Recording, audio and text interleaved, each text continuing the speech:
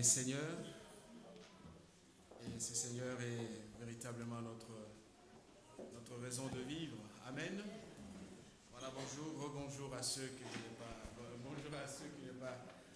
à qui je n'ai pas dit bonjour tout à l'heure. Nous sommes heureux de nous retrouver encore ici ce matin pour écouter la parole du Seigneur.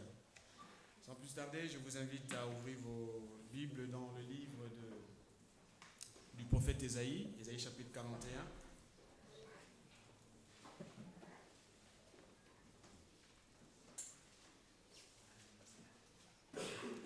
Ésaïe chapitre 41. Vous allez bien?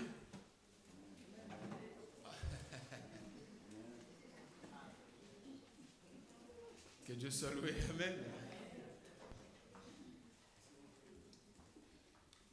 Parce que quand on est dans la maison de son Père, on est heureux. On n'a pas une tête triste, bon, à moins qu'on soit en colère après son Père. Mais s'il y a un problème entre vous et votre Père Céleste, vous allez le régler après. Alléluia. Voilà, que Dieu soit béni ce matin. Ésaïe chapitre 41. Nous allons faire la lecture à partir du verset 13. Et le thème que je propose ce matin, c'est « Non, tu n'es pas seul ». Vous savez, il y a des moments dans la vie où on a l'impression d'être détruit par tous. On semble être dans la cour de grand où la violence règne et on n'a personne pour nous défendre. Je ne sais pas pour vous, mais chacun de nous a son passé. Quand on était dans la cour de la récréation, vous avez ceux qui sont plus forts que vous et qui font la loi. Ils font la loi parce que, tout simplement, ils contrôlent la situation. Et jusqu'à ce qu'un jour, on puisse aussi se constituer son groupe. Et quand on a dans son groupe quelqu'un de costaud, quelqu'un de musclé et qui est capable de réduire au silence le groupe opposé, on se sent heureux. On est fier, on n'a plus peur. Amen. La vie semble être pareille. Nous avons besoin, à un moment donné de notre existence, de notre parcours, nous dire, mais oui Seigneur, je veux que ça change. Parce que ce que l'adversaire fait, c'est que notre cœur peut nous dire, écoute, laisse tomber, tu n'arriveras pas, tu es seul, ça ne pourra pas se faire. Ça ne pourra pas se faire, mais je voudrais tout simplement que nous puissions vraiment contredire justement ces paroles négatives nous concernant en disant « Non, tu n'es pas seul ». Et cela se trouve dans le passage que nous allons lire. Nous allons faire la lecture dans Ésaïe chapitre 41 à partir du verset 13. Vous pouvez lire tout le chapitre 41. Il est tout simplement un passage, un chapitre merveilleux. « Car je suis l'Éternel ton Dieu, qui saisit ta main, qui te dit, sois sans crainte. Je viens à ton secours. Sois sans crainte, vermisseau de Jacob, faible mortel d'Israël. Je viens à ton secours. Oracle de l'Éternel, ton Rédempteur, le Saint d'Israël. Voici que je fais de toi un traîneau aigu, tout neuf, garni des pointes. Tu écraseras, tu broyeras les montagnes et tu rendras les collines semblables à de la menue paille. Tu les vanneras, le vent les emportera et un tourbillon les dispersera. Mais toi, tu te réjouiras en l'Éternel, tu te glorifieras dans le Saint d'Israël. Les malheureux et les pauvres cherchent de l'eau et il n'y en a point. Leur langue est desséchée par la soif. Moi, l'Éternel, je l'exaucerai. Moi, le Dieu d'Israël, je ne les abandonnerai pas. Je ferai jaillir des fleuves sur les dunes et des sources au milieu des vallées. Je changerai le désert en étang et la terre aride en courant d'eau. On peut s'arrêter là, vous voyez, donc je suis tenté de continuer. On peut s'arrêter là. Alléluia. Tu n'es pas seul. Et c'est ce que ton Dieu te dit ce matin. Dieu dit que tu n'es pas seul. Même si, au fond de toi, tu as l'impression que ça ne va pas trop bien. Et que les choses deviennent de plus en plus lourdes pour toi. ta vie de tous les jours, ta vie professionnelle, ta vie familiale, les choses se compliquent. Et même ton avenir, tu as des doutes. Tu te dis, mais qu'est-ce qui m'arrive? Où est-ce que je vais? Seigneur, qu'est-ce qui se passe? Ce sont des questions légitimes. Ce sont des questions que chacun de nous est amené, est appelé à se poser. Vous savez, si dans la vie, tout n'était que rose, on se poserait la question si nous sommes encore sur la terre. Justement, parce que nous sommes sur la terre, il y aura des vallées, il y aura aussi des montagnes, mais aussi il y aura des plaines où nous allons marcher avec le Seigneur. J'aime bien David qui dit, même si je traverse, je passe, ce n'est qu'une traversée, même si je traverse la vallée de l'ombre de la mort, je ne crains aucun mal. Pourquoi? Parce que tu es avec moi. Alléluia. Cher ami, Dieu est avec toi. Tu n'es pas seul. Des épreuves, une maladie, une souffrance, des choses qui sont là, avec l'intention de nous briser, de briser notre volonté, de ralentir notre marche, de ralentir notre pas, notre progression avec le Seigneur. J'aimerais tout simplement que chacun de nous n'oublie pas que justement, tu n'es pas seul. Vous savez, la Bible considère, la Bible appelle Satan, il appelle le menteur. Vous savez, sans cesse, l'objectif des menteurs, c'est de nous dire des choses qui ne sont pas vraies. Des choses qui, au fur et à mesure que nous les écoutons, finissent par nous imprimer une certaine vision de nous-mêmes. Des choses qui, lorsque nous prêtons tellement attention à ces paroles, nous finissons par douter même de l'amour et des projets de Dieu sur notre vie. Rappelez-vous que dans le jardin d'Éden, quand Satan vient, il va dire à la femme et à l'homme, Dieu a-t-il réellement dit? Et l'intention principale, c'est de faire douter. L'intention qu'il voulait placer dans le cœur de ces personnes, c'est de anéantir le projet que Dieu avait conçu pour eux. Et ce matin, j'aimerais te dire que la Bible appelle Satan le père du mensonge. C'est Jean qui le dit. Lorsqu'il profère le mensonge, il parle de son propre fond, car il est menteur et le père du mensonge. Je n'ai pas besoin, tu n'as pas besoin, et ça ne te coûtera, ça ne pourra que t'apporter beaucoup de souffrance que d'entendre les paroles de quelqu'un qui ment à longueur de journée. Et qui te détruit, et qui t'humilie, et qui n'a qu'un désir, remplir ta tête des choses mauvaises pour que tu puisses douter de l'amour de Dieu. Non, tu n'es pas seul. Nous ne sommes pas seuls. De toute manière, personne d'entre nous ce matin n'a voulu venir au monde. Est-ce que tu as voulu venir, tu as décidé de venir au monde? Oh, alléluia. Amen. Bon, les parents ont décidé pour les enfants. Là, je parle de toi individuellement. Lorsque la décision a été prise, tu n'as pas été conséquent. Tu n'as pas été conséquent. Eh bien, ça s'est décidé sans ton accord. Et tu viens. Et quelqu'un aurait pu empêcher que tu viennes et que tu sois là. Parce que l'auteur de la vie, c'est Dieu. L'apôtre Paul dira que toutes les familles de la terre ont leur origine en Dieu. Toutes les familles de la terre. Et parce que je ne me suis pas créé et que je n'ai pas décidé de venir au monde, je fais confiance à celui qui a voulu que cela soit fait. C'est Dieu.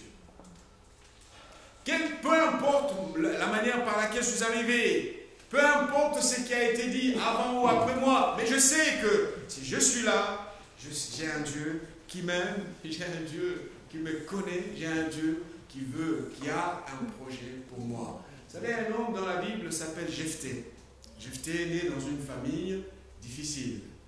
Le papa a fait son projet et Jephthé est arrivé. Le problème, c'est que Jephthé débarque dans une famille où il n'est pas accepté. Il n'est pas accepté tout simplement parce qu'il est considéré ce qu'on appelle enfant illégitime. Ça, c'est notre manière d'appeler les choses. Enfant illégitime. Oh, la manière de la société d'ailleurs. Enfant illégitime, pourquoi? Parce que son papa l'a conçu avec une femme de l'extérieur, en dehors du toit familial. les choses étaient bien lorsque papa était vivant. Mais il arrive que les hommes, nous ne sommes pas des bétons éternels. Il arrive toujours, même si, j'ouvre une parenthèse pour rappeler que nous ne sommes que des passagers. Alléluia. Quand papa est parti, papa est décédé, l'ambiance à la maison devient difficile. Un climat difficile à vivre. Les autres enfants, qui se considèrent enfants légitimes, enfants de la maison, commencent à lui pointer du doigt, disant, tu n'hériteras pas avec nous, parce que tu es l'enfant d'une femme prostituée, d'une femme du dehors. Tu n'auras pas d'héritage avec nous. Et Jephthé va souffrir énormément de ces situations. Il va pleurer. Qui va intercéder pour lui? Qui va le défendre? Papa n'est plus. Et Dieu va être avec Jephthé. On l'a chassé du toit familial, mais l'avenir de Jephthé n'était justement pas entre les mains de ses frères, de ses demi-frères. Jephthé s'en va, mais le Seigneur va renverser la situation. Dieu va justement appuyer, soutenir, bénir celui-là même dont on avait dit qu'il était enfant, il était fils d'une femme illégitime, d'une femme du dehors, pour montrer à quel point c'est notre Dieu qui a entre ses mains notre avenir. Amen. Le psalmiste dit, nos destinées sont entre ses mains. Tu n'es pas seul. Tu n'es pas seul. Dieu est avec toi et Dieu conduit tes pas. Amen. Nous avons probablement lu cette parole dans Hébreux chapitre 13, versets 5 à 6, où il est dit, je ne te délaisserai point et je ne t'abandonnerai point. C'est donc avec assurance que nous pouvons dire, le Seigneur est mon aide. Je ne craindrai rien. Que peut me faire un homme? Que peut me faire un homme? J'ai le Seigneur pour assurance. J'ai le Seigneur, le Dieu de ma vie, pour bouclier. Même si les choses semblent être difficiles à vivre dans le présent, je fais confiance à ces dieux parce qu'il conduit et dirigera mes pas dans la bonne direction. Amen. Nous ne sommes pas seuls. Nous avons premièrement un Père qui nous aime. Et c'est ce que nous allons voir dans la parole de Dieu. Vous savez, Dieu est pour nous un Père. Même à ceux qui n'ont pas connu des parents, qui ont eu de l'image du Père, une image négative, j'aimerais te dire que Dieu est véritablement un Père. Amen. Je sais qu'il y a des gens qui sont réticents. Je sais qu'il y a des gens qui n'aiment pas qu'on parle de papa. Ça renvoie une image négative. Certains peut-être ne l'ont pas connu. Et quand ils l'ont eu, ils ont eu un homme alcoolique, ils ont eu un homme violent, un homme qui battait maman, un homme qui était agressif. Et quand on parle de papa, beaucoup ne veulent pas en entendre parler. Justement, la Bible dit que mon père et ma mère, même s'ils m'abandonnent, l'Éternel me recueillera. Le psalmiste le dit. Dieu est pour nous un Père. Amen. Amen. Un Père qui, justement, se montre avec tendresse, traite avec tendresse ses enfants. Vous savez, c'est la particularité de la foi chrétienne. Jésus, en arrivant, n'a pas révélé un Dieu qui fait peur. Jésus, en arrivant, ne nous a pas amené un Dieu qui est un personnage horrible, un personnage terroriste, un personnage qui propage la terreur. Au contraire, il a dit, lorsque vous priez, dites, notre Père qui est aux cieux. Notre Père. Parce que ce qu'on attend d'un Père, c'est qu'il soit effectivement, il donne, il garantisse la sécurité, la protection. Le Père, c'est celui-là qui offre une capacité à pourvoir. Il est prêt à se lever le matin. Même quand il fait froid, il affronte le froid, il affronte la chaleur pour aller chercher à manger pour ses enfants. Et nous avons en Dieu l'image d'un Père fidèle. Regarde le nombre de fois où le Seigneur ne te laisse pas. Il te prend par la main, il pourvoit.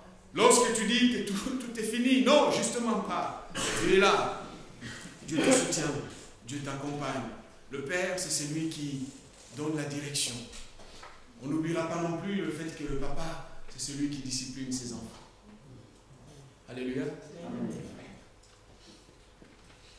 Le Père. Et plus de 33 fois, l'apôtre Paul utilise, rien que dans les épîtres que l'apôtre Paul a écrites, il va associer à la fois l'image de Dieu et Père. Rendez grâce à notre Dieu et Père. Lisez Paul. Paul, pour lui, il n'avait pas ce personnage qui fait peur. Au contraire, ce n'était pas un personnage rigide, enfermé dans sa sainteté. Non, c'était un Dieu proche, un Père avec qui on peut parler, auprès de qui on peut déverser son cœur, son fardeau, et dans un échange sincère, on peut lui présenter des projets, justement parce qu'il a aussi des projets pour notre vie. Mon ami, mon frère, ma soeur, ce matin, je veux tout simplement te dire que tu n'es pas seul. Tu as un Père qui t'aime. Tu as un Père qui t'aime et qui te connaît.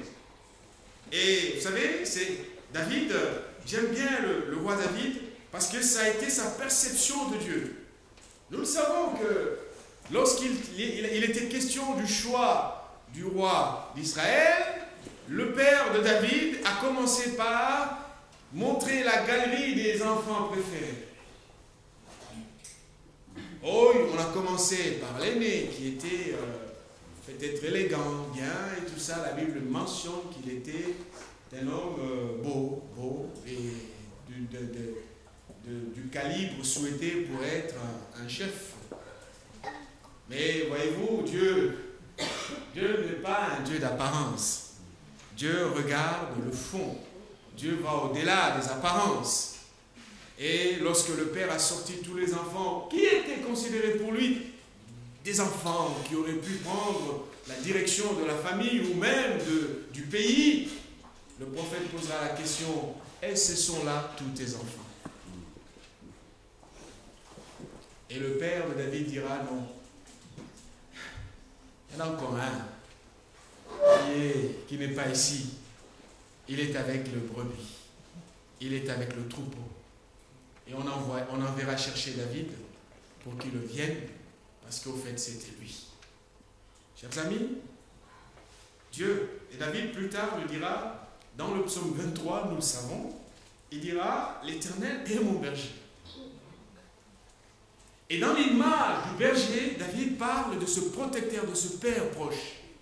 Oh, il a probablement été, dans ce récit, écarté du choix de son papa biologique, mais il y a un papa spirituel, un Père éternel qui justement ne nous écarte pas comme on pourrait nous écarter par les humains. Prends courage, tu n'es pas seul, Dieu est avec toi. Dans cette situation difficile, Dieu est avec toi. Dans cette épreuve qui est devant toi, n'oublie pas que la main de Dieu est là et tu as auprès de Dieu un Père qui t'aime, un Père qui te veut du bien, un Père qui a un projet pour ta vie. Et si Dieu n'avait pas besoin de toi, tu serais déjà parti dans l'au-delà. C'est parce qu'il a besoin de toi qu'il te laisse vivre. Alléluia. Tu n'es pas inutile. Dis à ton ami: tu n'es pas inutile. N'aie pas peur de lui. Alléluia. Amen. David dit: il me fait reposer dans des verts pâturages. Il me dirige près des eaux paisibles. Il restaure mon âme. Il me conduit dans les sentiers de la justice. Pourquoi? À cause de son nom. À cause de son nom. Et lorsque lui-même, David, va être face à l'inconnu, lors de la succession au trône, sur le trône d'Israël, David va, parce que dans un échange avec Dieu, il va dire à Dieu: Seigneur, je voudrais bâtir un temple pour ta gloire et tout ça. Et David, vraiment sincère dans sa démarche, il entendra de Dieu que, écoute, ça ne sera pas toi qui bâtiras le temple pour moi, ça sera ton fils Salomon. Et David est inquiet parce qu'il voudrait savoir ce Dieu-là, comment il sera avec Salomon.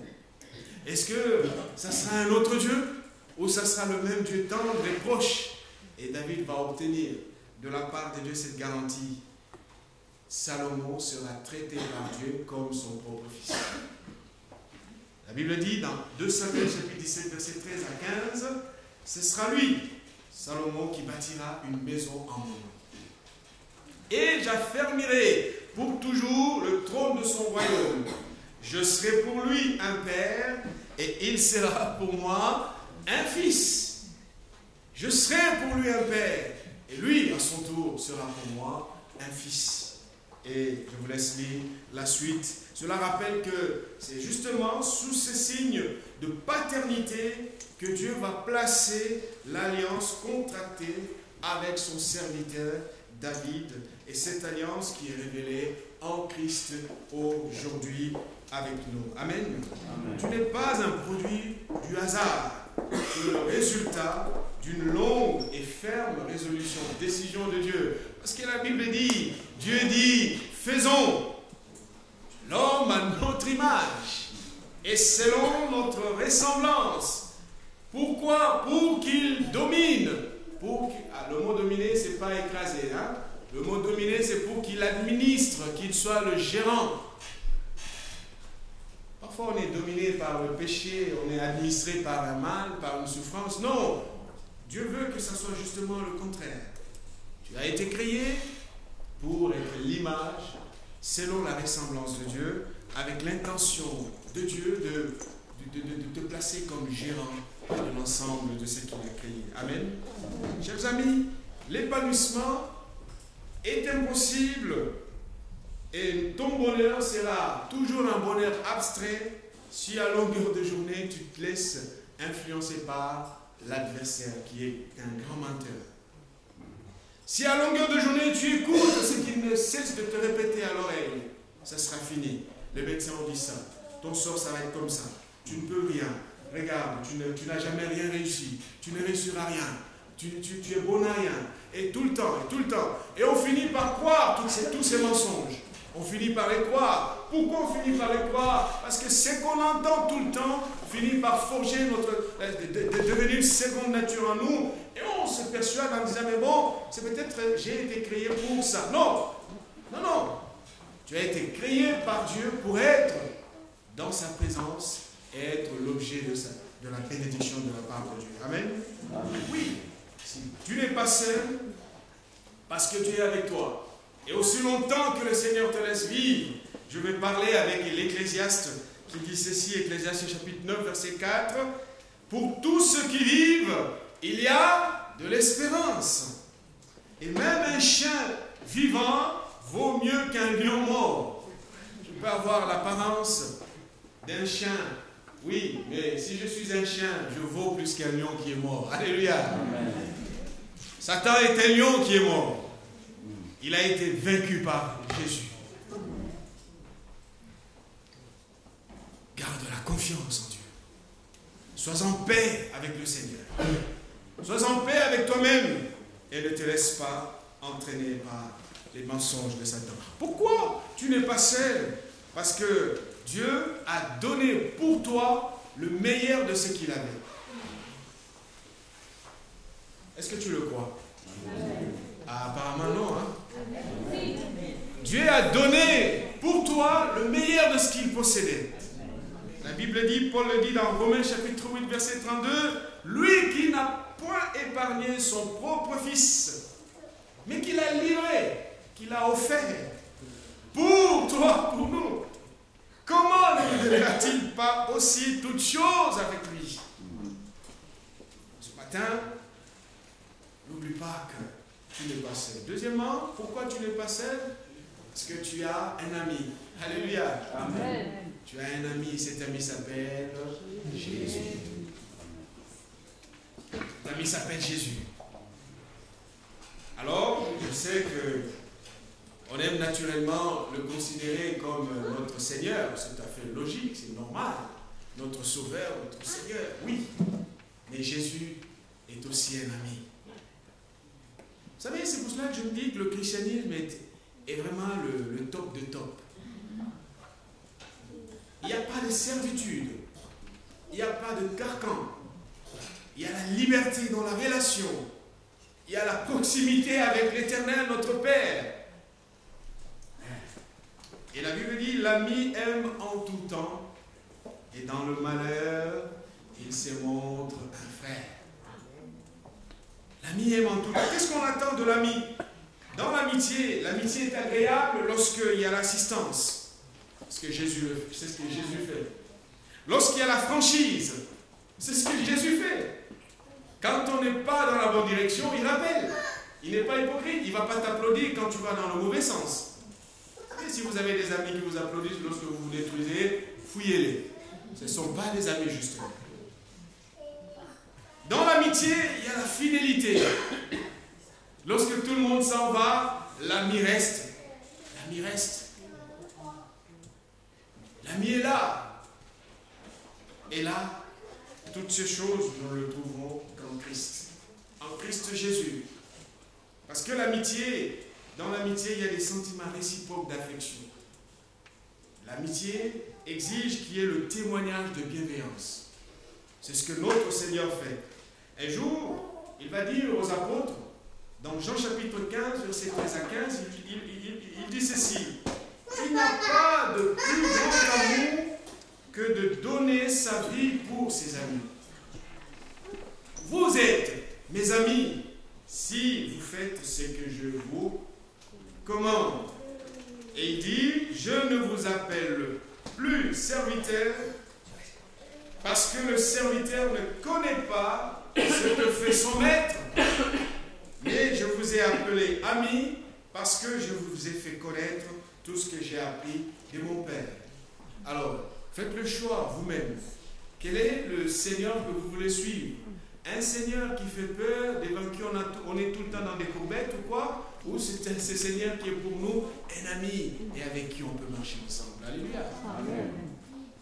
Jésus est un ami. Un ami qui est toujours là. Un ami qui ne nous abandonne pas dans les moments difficiles. Sa fidélité est une fidélité qui nous offre justement l'assurance dont nous avons besoin dans la relation amicale. Lorsque Lazare est décédé, la Bible dit qu'on est venu parler à Jésus. Oh, Jésus n'était pas là, ce qui est arrivé est arrivé. Et après un temps d'échange avec les deux sœurs de Lazare, Jésus dira ceci, c'est Jean qui rapporte cela dans Jean chapitre 11, verset 11. La parole de Dieu dit ceci. Après ces paroles, il leur dit, Jésus leur dit, Lazare, notre ami, dort, mais je vais le réveiller. Pour Jésus, il ne pouvait pas oublier des moments d'intimité qu'il a passés dans la maison dans la famille de Lazare. Oh, il s'est voyé. Il faisait un tour après avoir prêché et avoir beaucoup transpiré. Et il pouvait passer pour prendre un verre de jus d'orange. Et c'était bien. Ils étaient ensemble. Ils étaient ensemble. Et quand la souffrance est arrivée, Jésus ne va pas oublier cette amitié. Jésus ne va pas oublier. Il va réveiller. Il va ressusciter Lazare. Et même dans les moments les plus sombres, l'ami est toujours constant. Vous savez, la constance est quelque chose qui manque aujourd'hui dans notre société. Oh, on peut avoir des gens qui sont avec nous quand ça va. Si je suis en bonne santé, ça va. Mon mari, ma femme est là. Mais si la maladie frappe à la porte de ma vie, il commence à observer, à envisager d'aller voir ailleurs. Où est l'amitié? Quand il y a de l'argent, vous êtes entouré par beaucoup d'amis. Lisez les proverbes. Mais quand il n'y a plus rien, tout le monde fait son choix. Et en fait, c'est là qu'on commence à te rappeler, oh tiens, il exagère. Toutes ces paroles sortent qu'au moment où on traverse une zone de turbulence. Et Jésus reste constant. 2 Timothée, chapitre 2, verset 13, nous rappelle que si nous sommes infidèles, lui, Jésus, demeure fidèle. Car il ne peut se renier lui-même. Tellement qu'il est vrai, il ne peut pas se renier dans sa nature. Il est constant. Il est fidèle. Peut-être que tu as brisé beaucoup d'amitié à cause de ton désir d'intérêt. Ce matin, le Seigneur voudrait aussi que tu considères l'intérêt des autres. Alléluia. Amen. L'apôtre Paul a dit que chacun, au lieu de considérer ses propres intérêts, considère aussi ceux des autres. Le Seigneur constamment le fait et il a besoin. Et il veut justement le rappeler que si nous sommes ses amis, n'oublions pas qu'il est là à nos côtés. Amen. Amen. Et il a laissé son ciel de gloire, il a laissé tous les privilèges qu'il avait, il va accepter de mourir, même d'accepter la mort de la croix. L'intention finale, c'était de nous libérer. C'est pour cela que quand il se présente, il a fini son travail, il a bien fait. Il se présente devant Dieu dans Jean chapitre 19, verset 30, il dit, tout est accompli. Tout est accompli. Il a parfaitement fait ce qu'il fallait, parce qu'il a quitté la gloire pour venir nous sauver, pour venir nous libérer. C'est pour cela que si tu continues à écouter Satan qui te dit de mauvaises choses, tu remets en cause ce que Jésus a fait pour toi. Non, tu n'es pas seul. Tu as un ami à tes côtés. Et dans cette amitié, son désir est de t'aider. En conclusion, je voudrais tout simplement rappeler que nous ne devons pas promener des regards inquiets. C'est ce que nous dit le prophète Ésaïe. Au chapitre 41, nous avons lu le verset 10. Il dit, ne crains rien, car je suis avec toi. Amen. Ne promène pas de regards inquiets, car je suis ton Dieu. Alléluia. Vous vous rendez compte? Dieu dit qu'il est ton Dieu. Ce n'est pas l'idole, ce n'est pas ces choses qui t'entourent, qui pourront faire quelque chose pour toi. Non, Dieu veut, et il le dit, je suis ton Dieu. Je suis ton Dieu. Je te fortifie. Je viens à ton secours. Quelle autre parole avez-vous besoin, frères et sœurs, ce matin? Dieu dit, je viens à ton secours. Je te soutiens. Comment il te soutient? Je te soutiens de ma main droite triomphante. Et ce que Dieu tient, va oser l'arracher de la main de Dieu. Qui est Dieu? Alléluia. Amen. Dieu te tient de sa main droite. Pas n'importe quelle main droite. La Bible précise de ma main droite triomphante. Et alors si tu écoutes ton ennemi, si tu écoutes ton propre cœur, ta propre chair, si tu ne fais que regarder les obstacles qui sont devant toi, alors tu risques de continuer à rester longtemps dans cette situation. Il y a une solution pour toi. La solution ce matin, c'est justement de regarder et de compter sur Dieu. Amen. Amen. Ça rappelle cette parole que le prophète Ésaïe, le prophète plutôt Jérémie dira, Dieu a pour nous des projets de paix et de bonheur. Et ce projet se réalise ce matin dans notre vie, si et seulement si nous disons qu'effectivement, nous ne sommes pas seuls. Tu n'es pas seul. Ne te laisse pas embrigader, ne te laisse pas embarquer. Et ne te laisse pas tromper justement par le menteur qui ne vise qu'une chose, de faire douter le projet de Dieu sur ta vie. Amen. Amen. Je vous invite à la prière, nous allons nous inviter.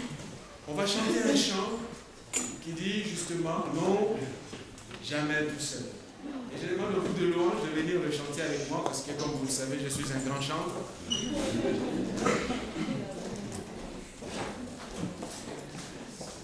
Non, jamais tout seul. Que ce chant soit une prière de ta part. Que ce chant soit vraiment ton cri de secours. Et tu le chantes avec foi. Tu le chantes avec conviction.